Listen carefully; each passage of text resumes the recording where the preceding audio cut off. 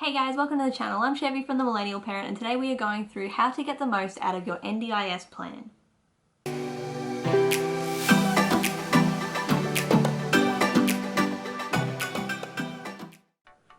So it's part 3 of our NDIS mini-series, which means it is our final episode of the mini-series, and we are going through all things about your plan. Now that you've got the plan, how best to use it and where you can use it, and making it easy to understand for you.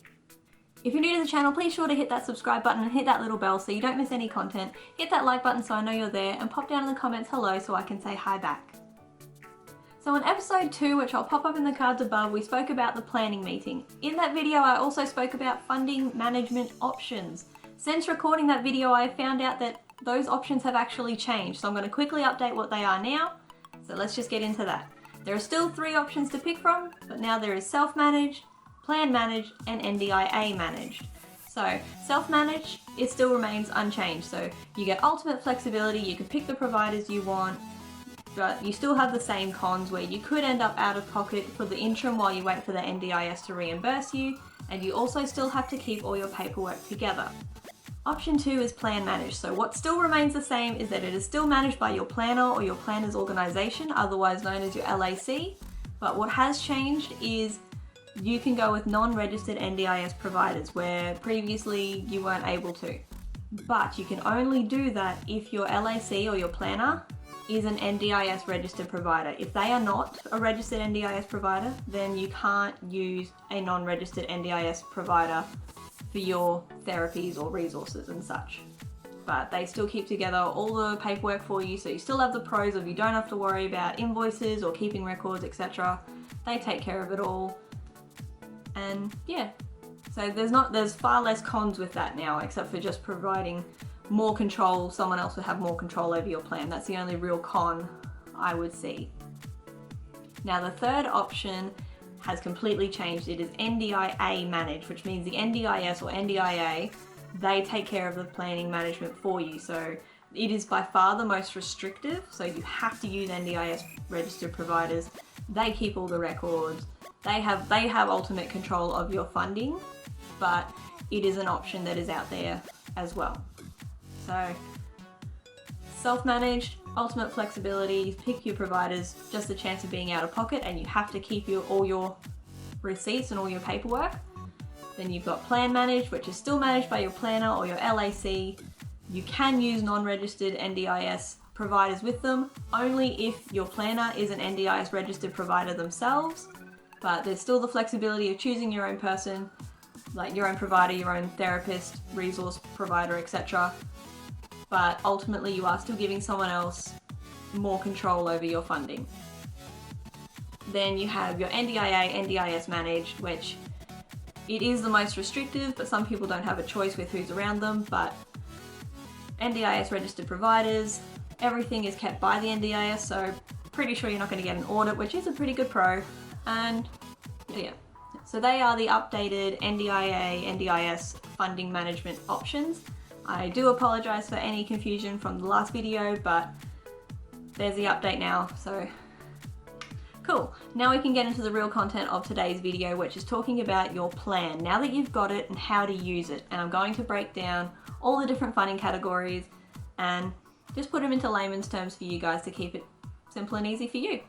Okay, so now that you've got your plan back, your funding is broken down into 3 categories. There's core, capacity building, and capital. So I'm going to go through what all of those mean and what they mean to you and how you can use them. The first category is core supports budget. This is the stuff that helps you with day-to-day life. It is the most flexible category amongst the 3 that you do have available to you with NDIS. Core supports focuses on daily activity, so assistance with daily life, such as yard maintenance and house cleaning. Other things are consumables, so low-cost electronics, if you need low-cost electronics for whatever supports. Incontinence pants, items such as that. Basically any products or consumables you need to help support you in your day-to-day life. There is also a transport option as well, but generally if you've got a transport budget, it's pretty strict, like this is for transport, which is what I was talking about with the subcategories mentioned. So for core supports, your subcategories are, I'll read it off so I've got the correct wording: assistance with daily life, consumables, and transport. There is also assistance with social and community participation. So if you are trying to get out into more community programs or anything like that, there is also an option in core supports funding that will help you to achieve that. The second category is capacity building supports.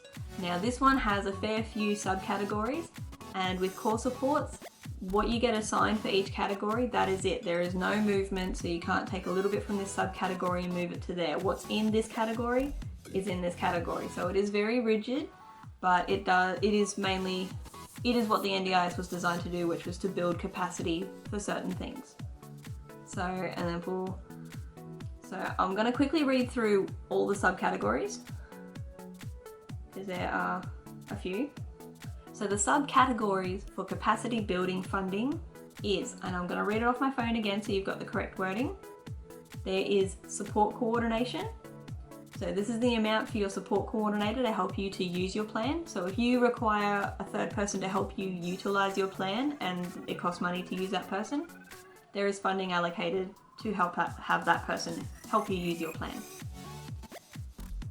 Improved living arrangements. So this is support to help you find and maintain a place to live that is appropriate for your needs and what you require. Again, increased social and community participation. Increased social and community participation. So this is development and training in skills to be able to join in on recreational activities or to be able to help join in on the community a bit more.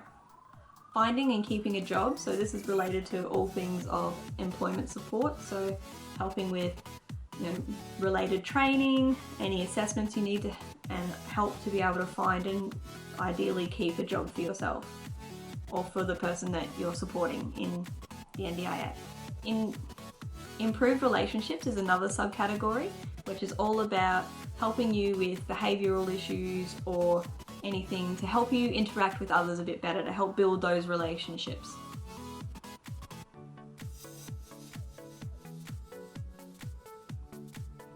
Improved health and well-being. So this is for if your disability has something to do with diet intake or exercise. If you need assistance with exercising or being able to eat properly, those are things that this particular category will help with. No, it does not fund gym memberships, though. I will point that out because a lot of people try and see if they can get a gym membership through it. It's not for that. But it is for, seeing a dietitian or an exercise therapist, people like that. Improved learning is another subcategory, which is all about education to help you move on from school education to a higher education, whether it's through TAFE or a university. So that is what that one is for. Improved life choices is all about using your plan, managing your plan, like planning out what to do with it, using the funding correctly, and how to best pay for services is what improved life choices is for. So the last category for capacity building is improved daily living. Yeah, I just wanted to check I had the wording correctly then. Improved daily living, which is all things to do with therapy. So if you go see a psychologist or an OT, a speech therapist, physio, there's many that you can pick from, but if they are an allied health professional or a therapist of some form, this is where that funding goes. This is for going to therapies. Now I am going to state with that one, a lot of people have this belief that if their therapist buys a particular resource and then bills you for it, you should be able to then use that funding for it. You can't. I've been told many times over you cannot use this for any form of resources. It's purely for the therapy session itself. I'll also note that for the improved daily living to go see go to therapies and such, it can be individual sessions or group sessions. But that is up to the provider that you go see as well with what they offer. So the last category is capital building. This is what the big stuff is. So the home modifications and assistive technology. Those are the only two subcategories. So assistive technology and home modifications. So if you need to install a ramp or a handrail or non-slip flooring, that is where the home modifications come into it. If you need a prosthetic or, a higher cost electronic to help with your supports, that is what your assistive technology budget is for. Once again, what you get assigned for in this, in the subcategories is what you have. So you can't take a little bit from home modifications and stick it in assistive technologies as an example. So once again, it's another rigid category, but it's for the big stuff. When you get your plan, at the top of the plan, it will say the total amount you have overall to use amongst everything. But further down, it'll actually, within the plan, it'll break down what categories and subcategories you have funding for and how much is in each spot. Because as I mentioned, capacity and capital don't have any flexibility. What you have for subcategory A is what you have for subcategory A. If you don't have anything for subcategory B, that's not our problem, you can't do it. So please take note of what you've got in there, because that'll help you plan out your plan. Help you budget out your plan on where you can use what and how to make your plan stretch further. Your planner will be able to help you with this. If you are having issues trying to work out the best way to use your plan, contact your LAC/planner. I'm going to say plan a lot. I'm getting that little vibe going on here. Plan. But definitely do that. I'll also have a link below to the providers page on the NDIS website. Not only so you can find NDIS registered providers, but it'll also give, what I found that it gave me a great opportunity to see other versions of therapies that I could do. So, I was looking at, I've got X amount of dollars left over, I'd like to be able to use them for things that are worthwhile. What's in there? So, we've recently discovered art therapy is a thing. Don't fully know what it is yet, but we're gonna explore that, because my son is very creative and art is how he expresses himself. So it seems like a good match, but I'll let you know.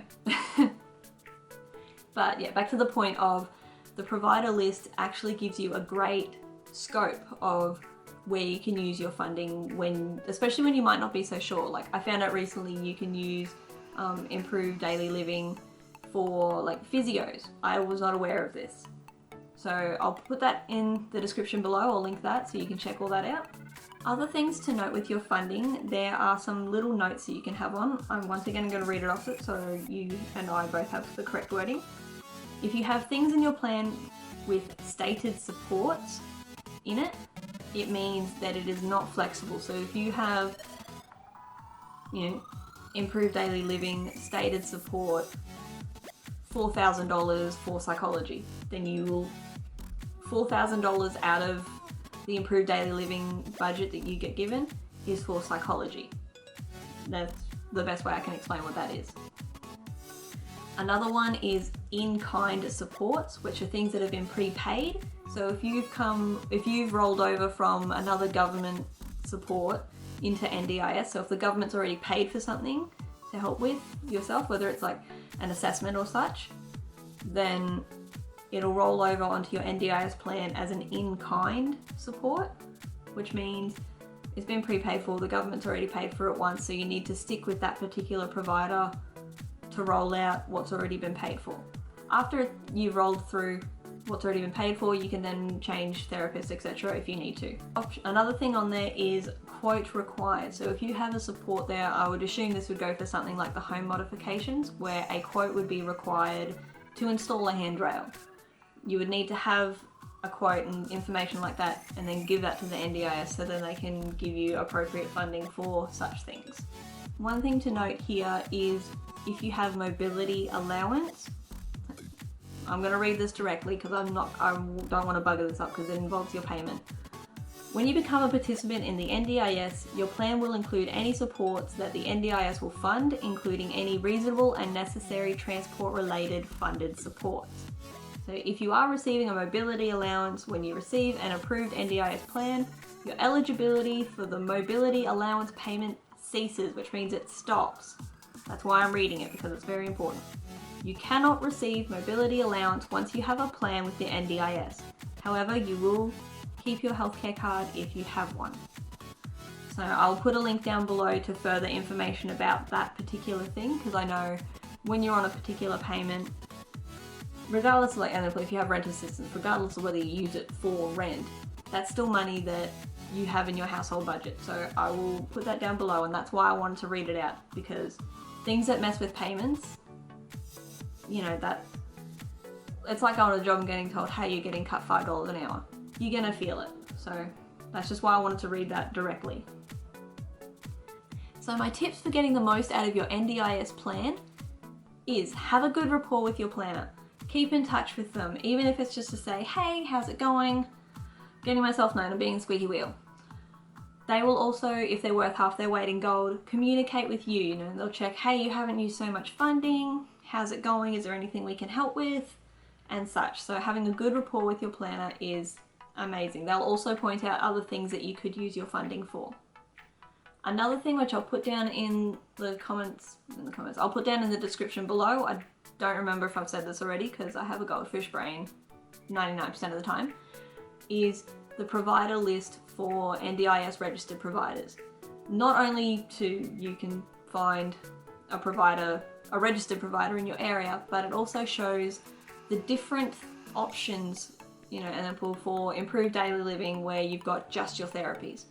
It shows all the different sort of therapies that you can go for. So I recently discovered art therapy was a thing. I don't fully know what it involves yet, but I know it's art, I know it's therapy, and that sounds like a great match for Matthias because he's very creative and he expresses himself through art. So we'll see how that goes. Another thing I didn't know was that physios are included in that, which I also was not aware of, which I discovered through looking through the provider list. So I'll put a link down to that in the description. So big tip there is have a look through that provider list, not specifically for providers unless you want to, but provider fields, what categories, what industries are in there. Other things that I should note for the NDIS, if you have to go see anyone medical, your NDIS will not cover it. Which for us, it was a bit of a shock because we see a psychiatrist and that's not covered. You see a pediatrician, NDIS don't want to talk about it because they are a medical person. It's kind of an irony because you need someone of a medical field to help you fill out the form and gain access to the NDIA or NDIS, but they won't fund you going to see them for support in your disability or whatever because they are a medical person. So just a heads up, if you see a medical person that also helps as part of your support team, NDIS don't cover that. Another thing that's worth noting is you still are eligible for your Medicare plans. So if you get to a point where you've used all your funding or all your funding for a particular category, you can still use Medicare plans. You can't use Medicare and NDIS together at the same time, but you can use them if you like one after the other sort of thing. I hope that makes sense. Okay, so as I mentioned in episode 2, a plan's lifespan is 12 months, so one plan will last for 12 months. Once that time comes around, you get another planning meeting. So check out episode 2 about planning meetings if you haven't already, because that'll also help get the most out of review time. So you have another meeting with your planner, as I've said. What you need is you need to take any updated medical documentation, so any reports as an example. NDIS will cover the cost of report writing, so just check with your provider how much that is, but they will cover the cost of updated reports. Biggest reason is because then it gives them the best picture for how to work out how much to give you for your next plan. It's also a great opportunity to define and expand and develop new goals. So new things that you want to achieve for the following year. Yeah. You might have found out some sneaky wording to be able to get house cleaning included in your plan. Also, a quick tip on that one. If you take care of a younger one or a little one and the support's for them or the NDIS plan is for them, very unlikely to be able to get things like house cleaning. I'm not saying it's impossible because I definitely know of some people that have gotten house cleaning included in their plan, but it doesn't really happen too often when you're the parent because it's a parental responsibility. Which, yes, it is fair enough, but, you know, supporting these little guys takes a lot. I'm not gonna lie. So, yeah, I forget my point now. Biscuits. Alright, review. Right. In the review, you also go through how much progress you have made with your goals that were set initially. So, if your goal was to increase social interaction with less support, how are we going with that? you maybe just heard my voice, I don't know. That is the point of the review, is to just make sure that the NDIS is supporting you as best as they can, as relevantly as they can. So having new goals or updated goals, this is the perfect opportunity for that.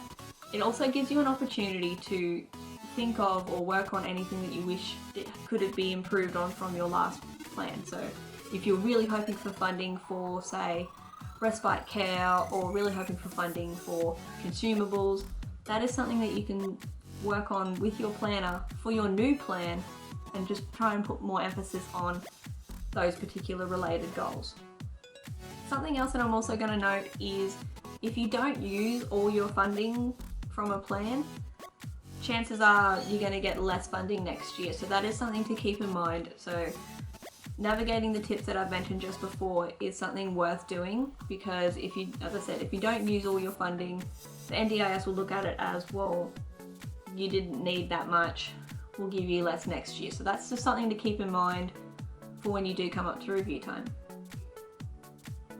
And that is it, guys. That's basically a sum up of the NDIS process, the 3 episodes that we've currently gone through. So we had episode 1 where we spoke about how to get into the NDIS and making your application as easy as possible and everything you need for it.